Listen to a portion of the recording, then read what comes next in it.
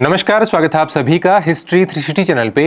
मैं रवि कुलरिया राजस्थान से। आज के इस वीडियो में मैं बात करूंगा यूपी जीडीसी असिस्टेंट प्रोफेसर इतिहास विषय की किताबों के बारे में। नई वैकेंसी आई है, उत्तर प्रदेश से काफ़ी मैसेज मिल रहे हैं कि सर इसके संबंध में एक वीडियो बनाया जाए। हालांकि मैंने जो जरूरी किताबें हैं वो प्रवक्ता के लिए और जो एलटी ग्रेड के लिए वीडियो बनाया उसमें लगभग कवर हो गई थी। लेकिन चूंकि असिस्टेंट प्रोफेसर का एग्जाम है, लेवल थोड़ा सा उसके हिसाब से है, प्री भी है, मेन्स भी है, वो तो यूपी में आजकल लगभग सभी परीक्षाओं में होने लग गया है। तो उसके लिए मैं बात करूंगा। आपके सेगमेंट मुख्य तौर पर 3 है: प्राचीन भारत, मध्यकालीन भारत, आधुनिक भारत, और एक इतिहास लेखन से संबंधित है। तो मैं बारी बारी बात करूंगा इसके संबंध में इंपॉर्टेंट किताबों की। ज्यादा किताबें देखकर घबराना मत, जितनी मेरे पास है उसमें तो मैंने बहुत कम निकाली है। यहाँ तो आप पीछे आपको दिखाई नहीं दे रहा होगा, जितना आपको इस बैकग्राउंड में दिखाई दे रहा है इससे 5 गुना 7 गुना ज्यादा किताबें हैं। यानी मॉडर्न इतिहास की ही मेरे पास कम से कम 100 किताबें होंगी, और ऐसे ही मध्यकालीन और आधुनिक की। लेकिन वो आपके लिए कोई मतलब की नहीं है। एक विद्यार्थी के लिए 1-2 किताबें ही प्रत्येक सेगमेंट में काफ़ी होती हैं। तो मैं बारी बारी बात करूंगा, आपको उलझाऊंगा नहीं। यदि आप ध्यान से सुनोगे तो आपको समझ आ जाएगा मैं क्या कह रहा हूं। तो सबसे पहले हम बात कर रहे थे प्राचीन भारत के इतिहास की।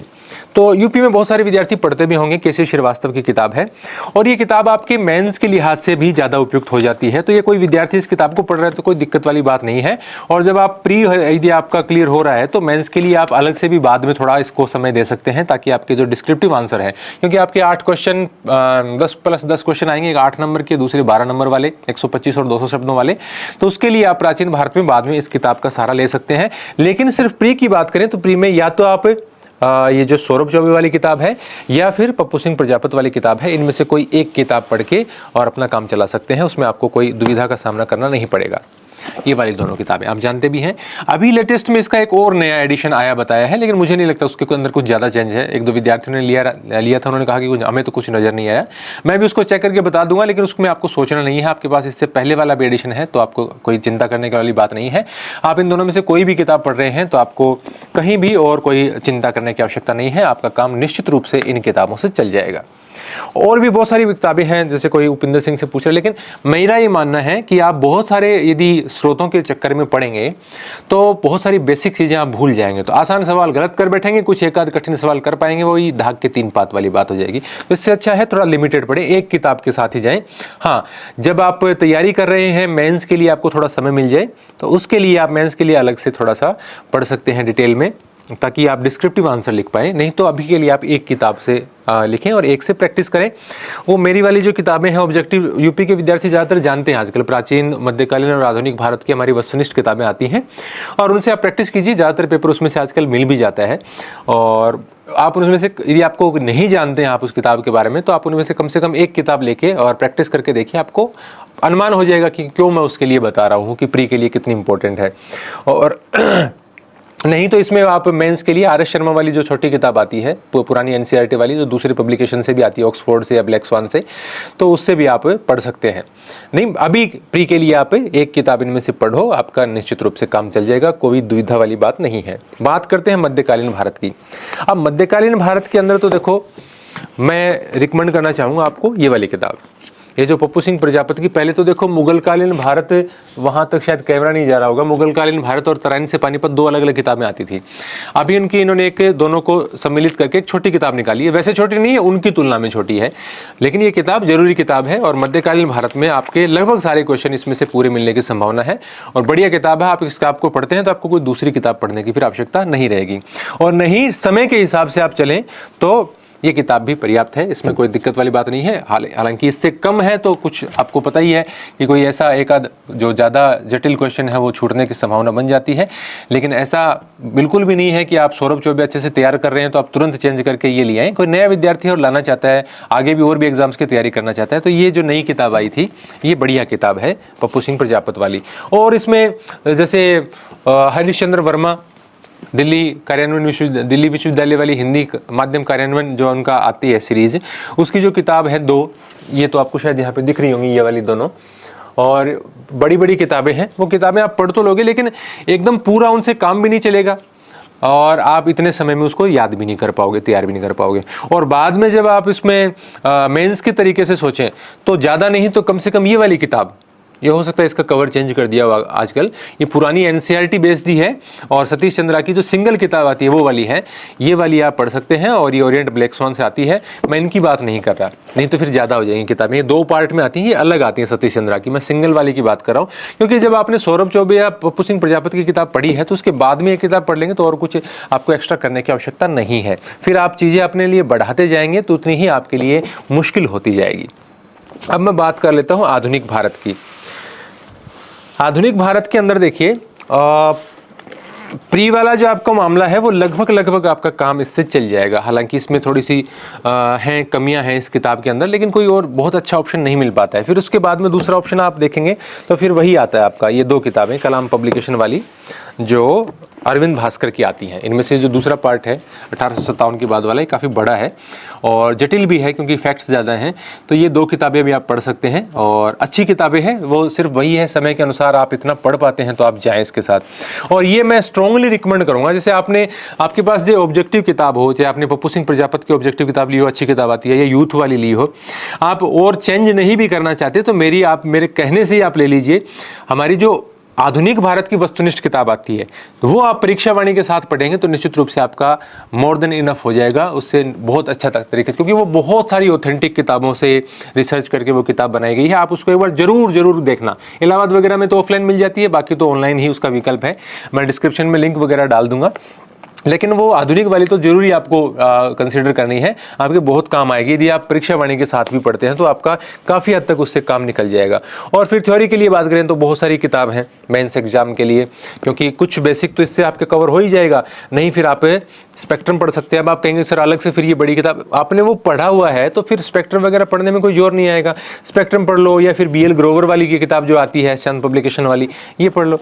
और नहीं तो फिर कुछ विद्यार्थी, मैं ये किताबें सारी इसलिए नहीं दिखा रहा कि आप ये खरीद लो और पढ़ने लग जाओ, नहीं पढ़ सकते आप इतनी किताबें। मैं इसलिए दिखा रहा हूँ कि कुछ विद्यार्थियों के पास हो सकता है ये किताबें उन्होंने पढ़ी हो और वो सोचते हैं कि सर तो BL ग्रोवर बता रहे हैं, स्पेक्ट्रम बता रहे हैं, अब हम क्या करें। नहीं, ऐसी किताबें भी आपके पास हैं जो सुमित सरकार वाली हैं, शेखर बंदोपाध्याय की जो प्लासी टू पार्टीशन वाली किताब है, ऐसी किताबें भी आपने पढ़ी हैं तो ये बहुत इंपॉर्टेंट है और इनसे क्वेश्चन भी आते हैं।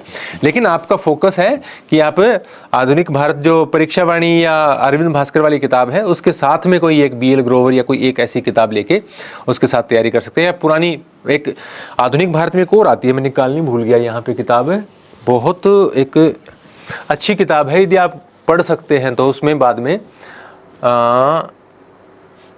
कहाँ गई वो किताब, हाँ, भारत का स्वतंत्रता संघर्ष। ये इस प्रकार बहुत सारी किताबें हैं, यहाँ पे तो दिखाने लग जाएं तो घंटों लग जाएंगे इसके अंदर। ये वाली जो किताब है देखो, भारत का स्वतंत्रता संघर्ष, काफ़ी आसान भाषा में और भारत के आज़ादी के आंदोलन की जो बातें हैं वो सारी इसके अंदर आ जाती हैं। इससे प्रश्न भी आते हैं, तो आप फिर मेंस के लिए इस प्रकार की कोई किताब देख सकते हैं। यदि आपने अच्छे तरीके से प्री की किताबें पढ़ी हुई हैं तो ये किताबें आप आराम से 5-5, 7-7 दिन में ख़त्म कर लेंगे और चीज़ों को आप समझ पाएंगे, क्वेश्चन हल कर पाएंगे। बाकी तो देखिए कोई ये सोचता है कि पहले तो मैंने कभी कुछ पढ़ा ही नहीं और अचानक मैं 2-3 महीने पढ़ के मैं तो ये कर लूँ, ऐसे तो होता नहीं। आपका बैकग्राउंड तो अच्छा होना ही चाहिए और उसके साथ में आप तैयारी करते हैं अच्छी किताबों के साथ में, तो निश्चित रूप से आपकी सफलता की संभावना बढ़ जाती है। और ये आज़ादी के बाद के भारत के आपके कुछ टॉपिक दे रखे हैं, उतने ज़्यादा टॉपिक नहीं है, तो कुछ तो आपको परीक्षा वाणी में मिल जाएंगे, थोड़े बहुत आप स्पेक्ट्रम से मैनेज कर सकते हो। तो उसके बाद में आज़ादी के बाद के भारत के लिए इतनी मोटी किताब तो पढ़ने की आपको आवश्यकता नहीं है। कोई एक आध टॉपिक देखना चाहो तो अलग बात है, नहीं तो उससे काम आपका चल जाएगा। और आजकल तो इंटरनेट वगैरह पे आर्टिकल वगैरह से कोई एक आध टॉपिक के लिए आप किताबें आपको चेंज करनी भी नहीं चाहिए, वो आपको मिल जाते हैं। ये तो मैं वहाँ पे लगा दूँगा। अब बात आती है आपकी सबसे बड़ी जो समस्या है, मेरे पास इतने दिनों में मैसेज आए हैं कि सर जो इतिहास लेखन वाला पोर्शन दे रखा है वो कहाँ से किया जाए। अब उसके संबंध में मैंने बहुत सारी किताबें, मैं वीडियो बनाने से पहले काफ़ी घंटों तक मैंने आपका सिलेबस मैच करने की कोशिश की। ये देखो, ये सारी किताबें इतिहास लेखन और दर्शन की मैंने बाहर निकाल रखी, सब इतिहास लेखन और दर्शन की किताबें हैं ये। और मैंने सब में छान मारा कि कोई ऐसी किताब विद्यार्थियों को बता दी जाए जिससे उनका काम चल जाए और उनको ज़्यादा माथापच्ची नहीं करनी पड़े और वो अपनी तैयारी में लग जाए। लेकिन ऐसी कोई किताब मुझे मिल नहीं पाई। नहीं मिल पाने का कारण यही है कि सिलेबस इस प्रकार से डिजाइन किया गया है कि ऐसी कोई इतिहास लेखन या इतिहास दर्शन की ऐसी कोई किताब आती नहीं कि उसको पूर्णतः कवर कर पाए। इसमें से बहुत सारी किताबों में किसी में एक टॉपिक मिल जाएगा, किसी में 4 मिल जाएंगे, किसी में 3 मिल जाएंगे, किसी में 2 मिल जाएंगे, इस प्रकार की बात है। तो एक तो किताब है, कुछ टॉपिक आपके मिल जाएंगे और इजी लैंग्वेज में है। ये डॉक्टर अमित कुमार रेंकवार की किताब आती है, या एसएससी ये किताब विकास नौटियाल की भी आती है। तो इसमें आपको कुछ टॉपिक मिल जाएंगे जो आप इससे कवर कर सकते हैं, इजी लैंग्वेज में है और आपका काम, इसमें से आपको ज़्यादा पेज नहीं पढ़ने, आपके 150 पेज पढ़ने हैं, उससे ज़्यादा आपके सिलेबस में नहीं है। एक किताब आती है जिससे आपके सिलेबस के काफ़ी टॉपिक मिलते हैं और वो है ई श्रीधरन की। ये हिंदी में भी आती है और मेरे पास हिंदी में थी। अभी मेरा एक दोस्त 5-7 दिन पहले आरपीएससी में असिस्टेंट प्रोफेसर का इंटरव्यू के लिए तैयारी करा तो वो लेके गया था, तो मेरे पास हिंदी वाली नहीं है, सेम ये इंग्लिश वर्जन है। ये थोड़ी सी हिंदी में टफ आती है पढ़ने में।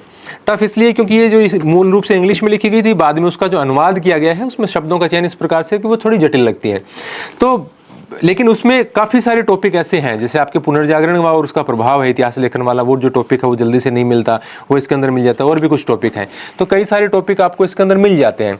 फिर इतिहास में शोध विधि वाले वो देखें, वो नहीं मिलते कईयों के अंदर। तो उसके लिए मेरे पास एक अभी यहाँ पे तेजाराम था, कौन से राइटर थे, उनकी एक किताब में 2-4 टॉपिक थे। लेकिन मैं आपको ये कह दूं कि एक इसमें से ले लो, एक इसमें से लिखो, तो आप इतनी किताब तो खरीद नहीं पाएंगे।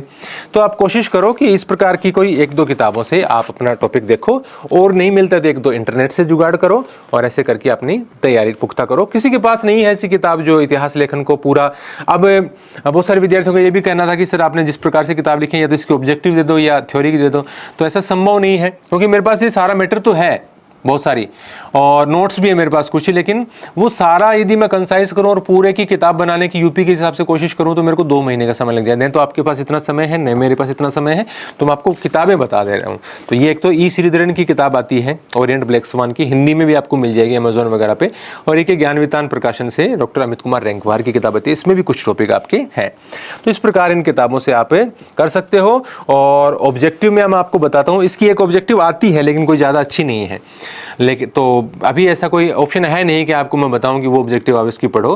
बाकी इंडियन हिस्ट्री के लिए तीनों ऑब्जेक्टिव आप हिस्ट्री 360 की विदाउट एनी डाउट पढ़ सकते हो, आपको कहीं कोई चिंता करने की आवश्यकता नहीं है। और यदि आप सोचते हैं कि आपके पास दूसरी ऑब्जेक्टिव है और इतना समय ही नहीं मिलेगा, तो फिर देखिए पैसा वेस्ट करने से कोई फायदा नहीं है। फिर आपके पास जो है उसी को बार बार रिवाइज करो। लेकिन मैं ये कहूँगा कि आप, जैसे किसी ने सौरभ चौबे चुन रखी हैं या पप्पू सिंह प्रजापत चुन रखी हैं और राजधानी के अंदर परीक्षा वाणी चुन रहा है, तो उसके बाद में बहुत सारी किताबें आप इकट्ठी मत करना, क्योंकि आप उनको तैयार नहीं कर पाओगे। मेंस के पर्सपेक्टिव से कुछ आप किताबें ले सकते हैं, जो पुरानी एनसीईआरटी बेस्ड एक आध किताब है ना, या फिर जैसे जो मैं अभी आपको बता रहा था बीएल ग्रोवर वाली जो किताब है, स्पेक्ट्रम से कुछ आपने देख लिया, तो इस प्रकार उससे आप चीज़ें कवर कर सकते हैं। तो इस वीडियो के लिए काफ़ी सारी डिमांड हो रही थी। हालांकि असिस्टेंट प्रोफेसर की तैयारी करने वाले विद्यार्थी बहुत नहीं होते, तो इसलिए ज़्यादा लोग वीडियो नहीं बनाते, क्योंकि टीचर का एग्ज़ाम हो, कांस्टेबल का एग्ज़ाम हो, इस प्रकार के एग्ज़ाम में बहुत भीड़ होती है, तो स्कोप ज़्यादा होते हैं चैनल को ग्रो करने के, तो लोग उस पर ज़्यादा वीडियो बनाते हैं। लेकिन यहाँ पे ज़्यादातर स्टूडेंट ही इतिहास बेस्ड हैं, तो वो चाहते हैं कि प्रवक्ता के लिए और असिस्टेंट प्रोफेसर के लिए जब वैकेंसीज आएँ तो सर कुछ बताएं। तो उसके संबंध में मैंने एक क्लैरिफिकेशन दिया है कि किस प्रकार की किताबें आप पढ़ सकते हैं, अच्छी तैयारी कर सकते हैं। लेकिन ध्यान रखें, सिर्फ मेरे कहने से या ट्रेंड को देखते हुए या आस पड़ोस को देखते हुए किताबें ज़्यादा चेंज न करें। आप लंबे समय से कोई किताब पढ़ रहे हैं और आपको लग रहा है कि हाँ मेरी अच्छी तैयारी हो रही है, क्योंकि बहुत सारी किताबें अच्छी आती हैं, कोई एक किताब ऐसी नहीं होती कि यही सबसे अच्छी है। किसी विद्यार्थी के लिए दूसरी किताब है, कोई किसी श्रीवास्तव पढ़ ही रहा है कई दिनों से, तो पढ़ता रहे, फिर उसमें क्यों चेंज करे। आप ऑब्जेक्टिव से हल कर लेना, बाकी कुछ एक जो नई चीज़ें हैं उस पर आपके कवर हो जाएंगी, आपका काम चल जाएगा। तो यदि आप नए हैं तो हमारे चैनल को सब्सक्राइब कर सकते हैं। धन्यवाद।